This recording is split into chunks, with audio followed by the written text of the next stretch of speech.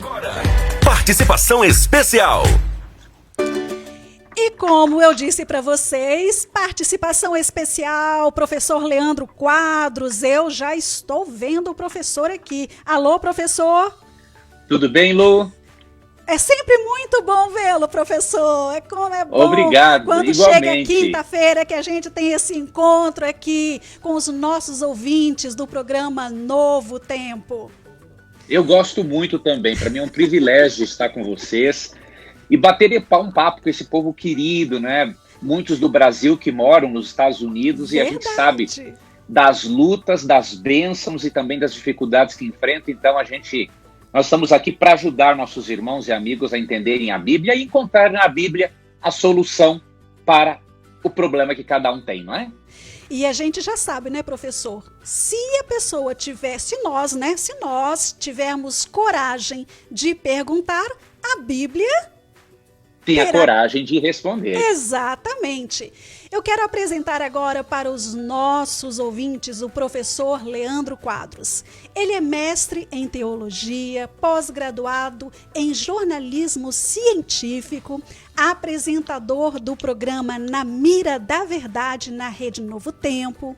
Ele está nas páginas do Facebook e Instagram. Ele também tem um site cursos.leandroquadros.com.br. Eu vou repetir, cursos, plural, .leandroquadros.com.br. Esse curso, meus queridos ouvintes, você vai encontrar aí material sobre inteligência financeira bíblica, adolescência positiva, homilética ou pregação bíblica. É muito material, é muita coisa boa. Ele também tem um audiolivro que fala sobre perguntas complexas simplificadas. Olha que maravilha! E além de tudo, olha, o homem não para não. Tem um e-book. E o e-book tem como título O Espiritismo segundo a Bíblia. Queridos, olha, com certeza, se você for lá e procurar material nas redes sociais ou no site, você tem muita coisa aí, muitos meios para aprender mais a respeito da Bíblia e da Palavra de Deus. E sem mais demora, vamos começar aqui o nosso programa, que você já sabe, é Na Mira da Verdade. A partir de agora, na Novo Tempo, dúvidas, contradições, questionamentos, uma só verdade, a palavra de Deus, na mira da verdade. Professor Leandro. Oi. Eu hoje recebi uma pergunta. É uma pergunta que é bem complexa, então eu já vou levando assim aos poucos, para o senhor entender e poder ajudar a nossa ouvinte. É uma pergunta feita pela Elisângela, e ela pergunta o seguinte: olá, professor Leandro Quadros. Eu tenho uma dúvida a respeito da devolução do dízimo. Sei que eu tenho que devolver 10% do que eu recebo. Isso seria sobre o meu lucro? Imaginemos que eu recebi 10 mil por mês, mas o meu carro quebrou e eu gastei 2 mil para consertar. Eu devolvo sobre os 10 mil que eu recebo ou sobre os 8 mil, sendo que eu tive gastos com o carro? Essa é a primeira parte da pergunta, professor. Perfeito. Vamos para a primeira parte. Veja, nós temos, nesse caso, querida Elisângela, nós temos que devolver do líquido. Por quê? Porque mesmo que você tenha tido despesas com o carro, você teve dinheiro, você teve os 2 mil para poder consertar o carro. Então, ter esses 2 mil para poder consertar o carro faz parte da bênção de Deus na sua vida. Então, o correto é você dizimar dos 10 mil reais, que é o que você recebeu. Porque diríamos assim, Deus não tem a culpa, o evangelho não pode esperar, não é? Por termos aí imprevistos, né, como você teve com o carro, e aí descontarmos do dízimo do Senhor. Então, neste caso, porque Levítico 27, 32, né, ele usa uma expressão assim, ó, tudo que passar debaixo do bordão do pastor, o dízimo será santo ao Senhor. O que isso significa?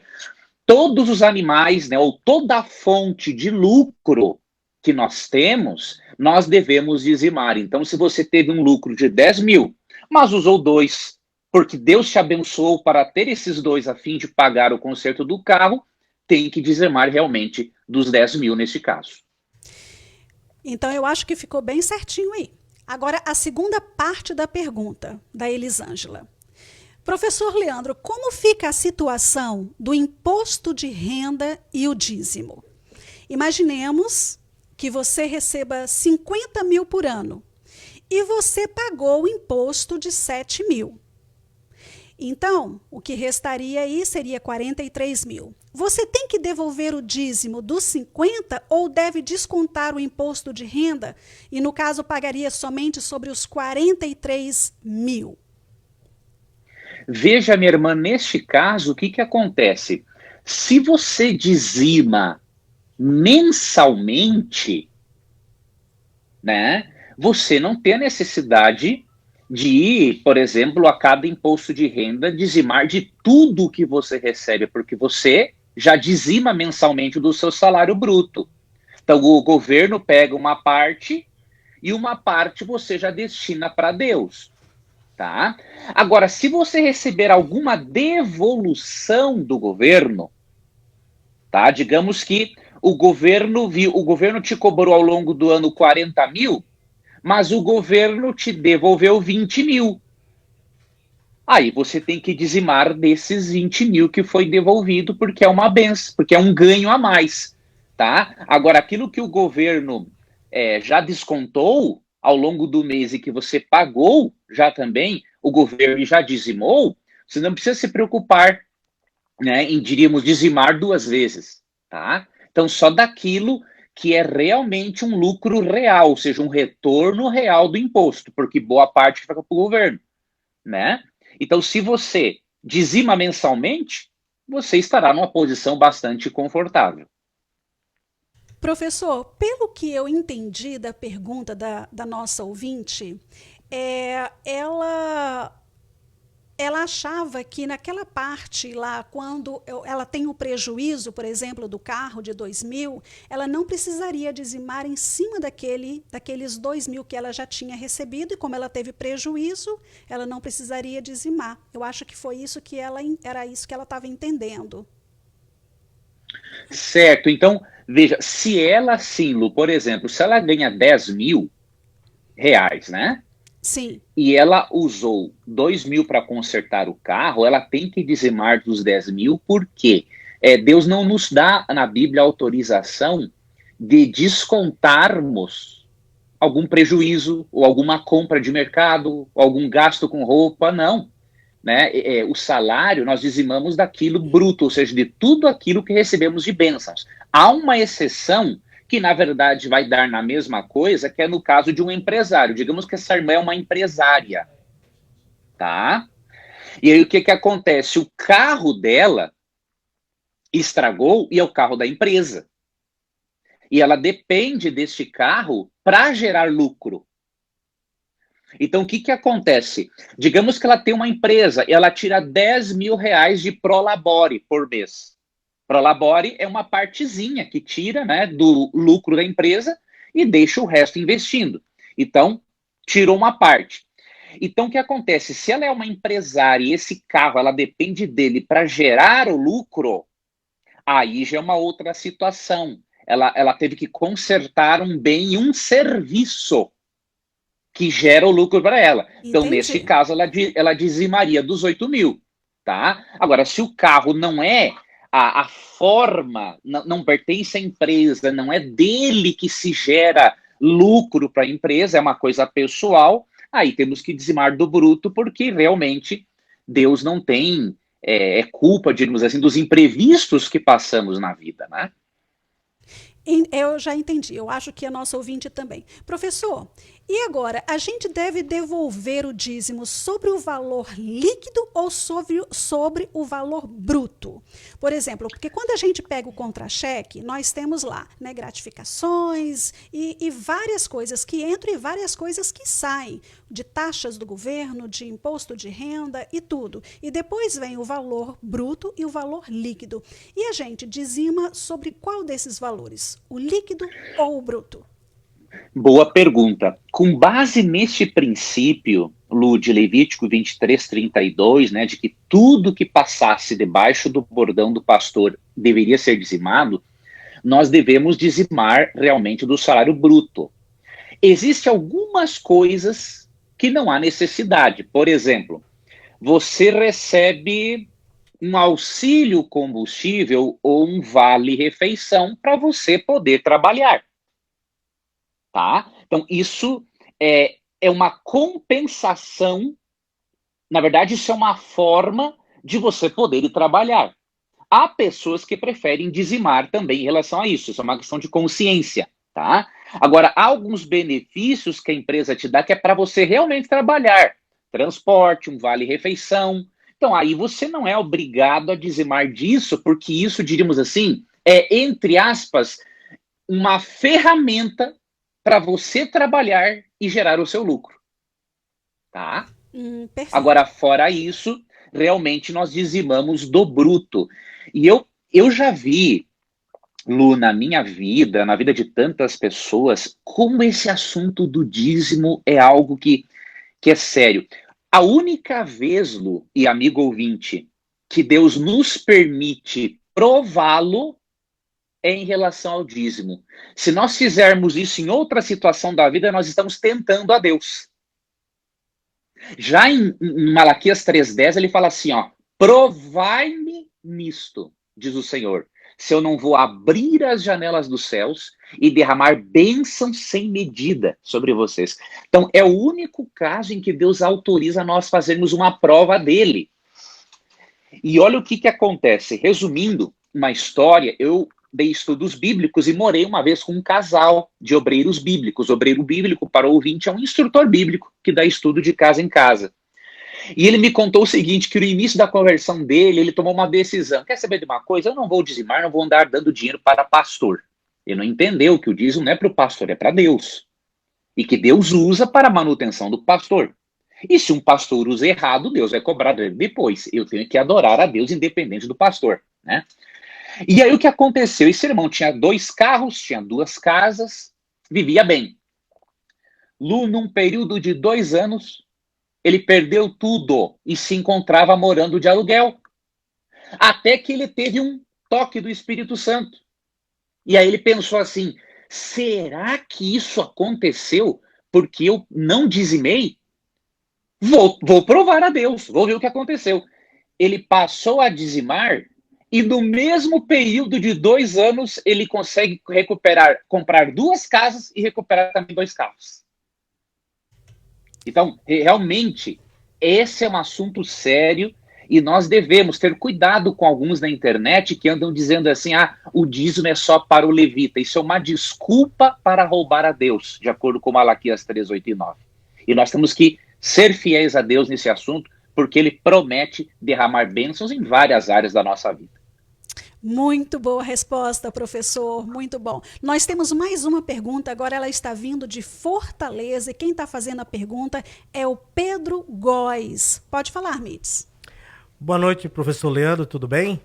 Tudo bem, amigo Mites, boa noite. Eu não estou ouvindo, mas tudo bem. O Pedro Góes, né, que começou aqui a assistir as nossas programações, boa noite, Pedro. Ele tem uma pergunta interessante. Ele falou, boa noite, professor Leandro, faço um curso de técnico em enfermagem e vou começar os estágios e quem diz o dia do estágio é a instituição. Sendo o estágio no sábado no hospital, eu estaria quebrando o mandamento indo para o estágio, sendo que eu só termino o curso com o estágio, professor? Como é que fica isso? Pergunta interessante. Veja, realmente o mundo vai cada vez mais dificultar a nossa observância do sábado, tá? Mas o que nós podemos aprender com Jesus, o médico dos médicos? Quando nós lemos a vida de Jesus, por exemplo, Mateus 12, 9 a 12, vemos naquele texto que Jesus curou uma pessoa no sábado e ele disse que era lícito, ou seja, era de acordo com a lei, fazer o bem aos sábados. Só que, ao mesmo tempo, Cristo não permitia que a sua obra médico-missionária o atrapalhasse de adorar a Deus. Porque em Lucas 4,16, lemos o seguinte, ó. Indo para Nazaré, onde fora criado, entrou num sábado na sinagoga, segundo o seu costume, e levantou-se para ler. Então, mesmo que Cristo realizasse uma obra médico-missionária no sábado, ele não permitia que ele tivesse uma certa carga de trabalho que o atrapalhasse de adorar a Deus todos os sábados. Então, o que um enfermeiro cristão tem que fazer, ou um médico cristão, é fazer isso, tá? Estar, sim, disponível para atender emergências, urgências, coisas que têm a ver com a vida do paciente. Agora, em relação a trabalhos burocráticos, né, dar alta no hospital, liberar pacientes e outras coisas, aí realmente deve privar-se totalmente. A resposta a essa sua pergunta, meu irmão, depende muito do que você vai fazer no estágio e depende muito se isso não vai atrapalhar a sua adoração a Deus. Porque, veja, Cristo fazia o seu trabalho médico-missionário, mas ele ia à igreja ao mesmo tempo.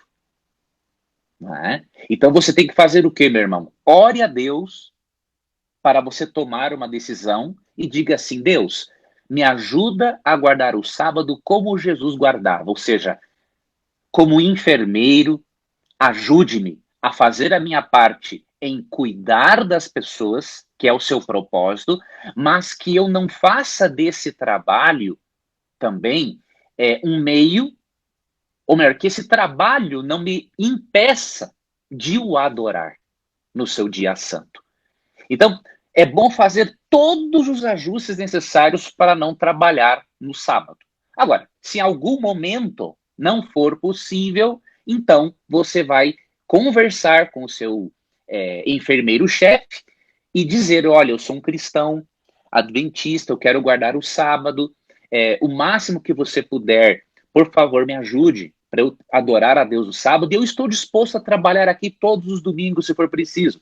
E se em algum plantão ou outro não for necessária a presença, aí você diz assim, olha, eu não faço trabalhos burocráticos nesse dia, então eu vou cuidar exclusivamente da pessoa que está precisando receber a medicação. Então tem como fazer esse ajuste. Mas ore a Deus, meu irmão, porque realmente eu não sei o tipo de trabalho que você vai fazer nesse tipo de estágio, né?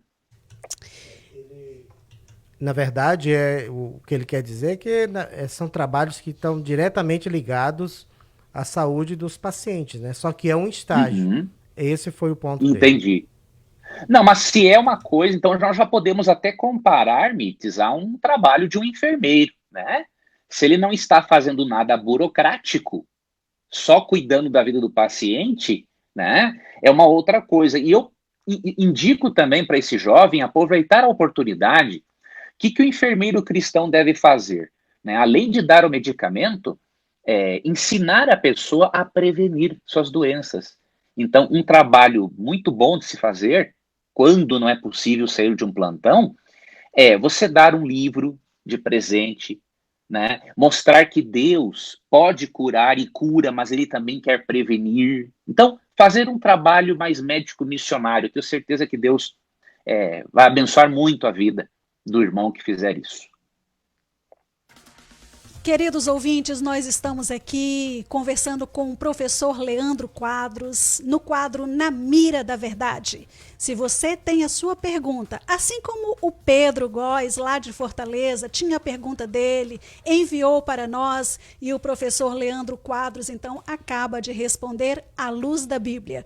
Porque você sabe, se nós tivermos coragem de perguntar, a Bíblia vai ter coragem de responder. Professor, temos mais uma pergunta aqui. E é uma pergunta também difícil. Os nossos ouvintes estão ficando cada vez mais, Estão afiados. mais ousados, é verdade. Estão E mesmo. esse agora vem do Júlio César Cunha. E ele fala o seguinte: professor Leandro, Deus condena a bebida alcoólica? Então por que Noé e Ló beberam, sendo eles considerados homens ligados a Deus? E o que dizer, professor, de beber socialmente? Professor, o que a Bíblia Vamos tem lá. para nos dizer?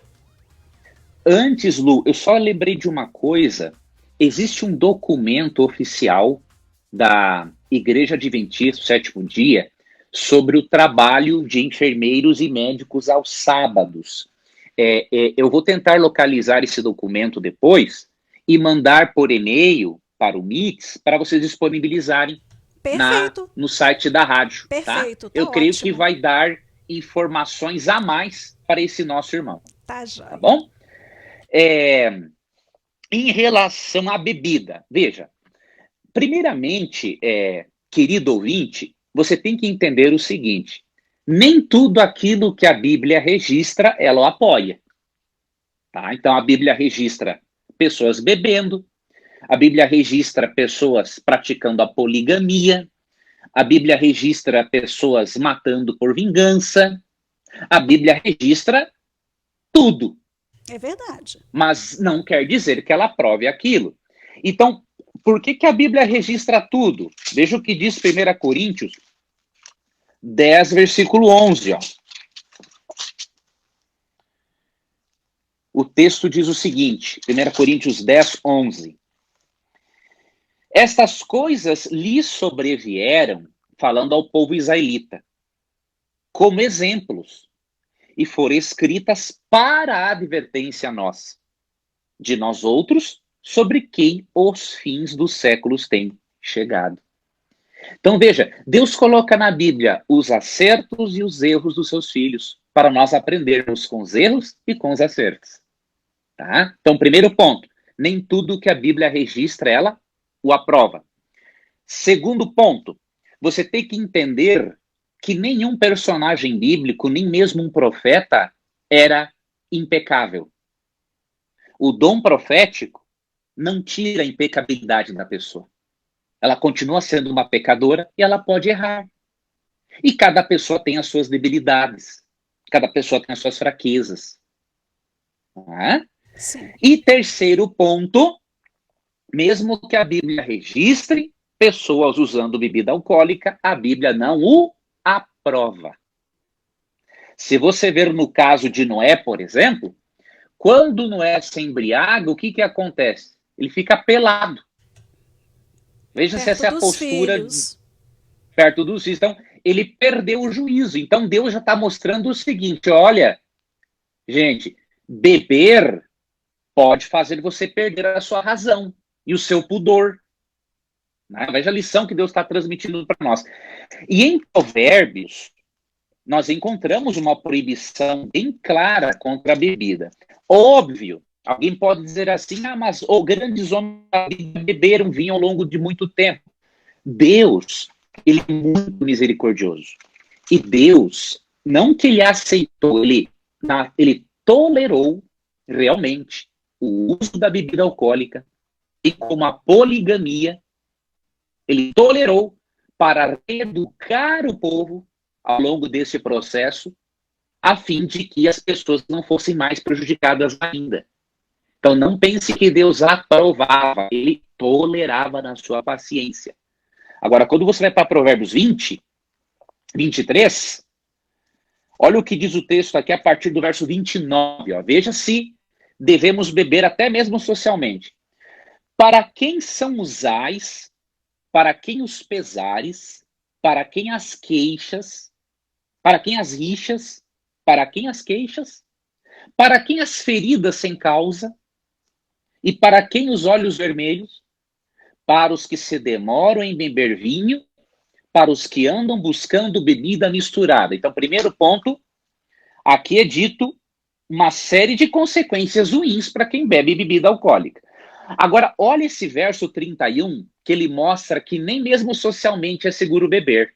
Diz assim, ó, não olhes para o vinho quando se mostra vermelho. Ou seja, se eu não devo olhar, eu devo beber socialmente? Não. Não olhes para o vinho quando se mostra vermelho, quando resplandece no copo e se escoa suavemente. E aí dá razão no verso 32. Pois ao final morderá como a cobra e ficará como o basilisco ou como a serpente. Então, é o que acontece. Nenhum alcoólatra começa a beber para ser alcoólatra. Como é que o alcoólatra começa a beber? Socialmente. E digamos que a pessoa não se torne alcoólatra. Não existe quantidade mínima de álcool que seja segura para o organismo. E aqui eu dou uma prova. Se você beber uma bebida alcoólica, seja que for, uma dosezinha de cerveja, tá? Alcoólica, e você for pego pelo policial no bafômetro, se constar nem que seja um pouquinho de álcool, você, como diz no Brasil, você tá fumado, você tá lascado. Verdade. Por quê? Porque a lei entende que para dirigir não há quantidade mínima de álcool que seja segura. Então nós devemos fazer, queridos, é seguir o conselho de Efésios 5,18. Não vos embriagueis com vinho, mas enchei-vos do Espírito Santo. Ah, mas dizem que beber um pouquinho de vinho faz bem para o coração. Essa pesquisa está distorcida. O que faz bem para o coração são os flavonoides, os elementos químicos que dão a cor vermelha ao vinho, tá? Não é o vinho alcoólico. E é comprovado um outro estudo que o suco puro da uva tem 30% mais flavonoides do que o vinho alcoólico. Então, não existe desculpas. Se a pessoa tem dificuldade com a bebida, então faça assim, Senhor, eu tenho dificuldade com a bebida, me ajuda a vencê-la. O Senhor tem misericórdia de você, o Senhor sabe que o alcoolismo é uma doença, ele vai ser paciente com o seu processo de recuperação, ok? Pode ter certeza do amor dele por você. Muito boa a sua resposta, quer dizer, baseado na Bíblia, o que é muito melhor, né, professor? Então, querido ouvinte, você teve a sua resposta e a sua pergunta respondida. Deus condena a bebida alcoólica? Ele suportou, né? Na situação de Ló e de Noé que beberam, ele suporta, mas aprovar, não, certo?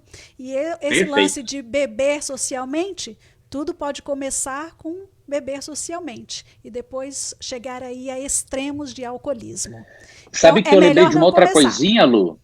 Eu lembrei de uma coisinha. Isso não acontece com todos, mas diz que uma boa parte, diz que o álcool, ele é a porta de entrada para as outras drogas.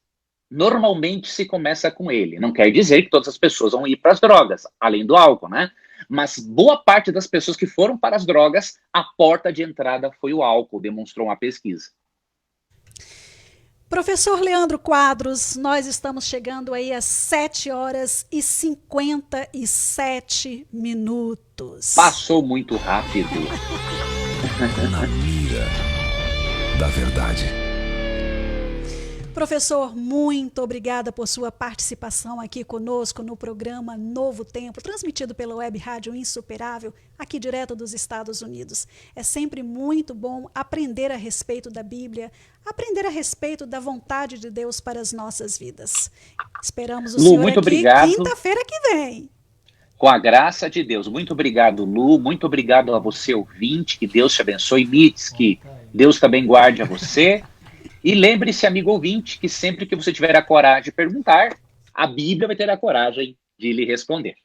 Professor, até semana que vem. Até quinta-feira, se Tchau. Deus quiser. Até quinta-feira. Tchau.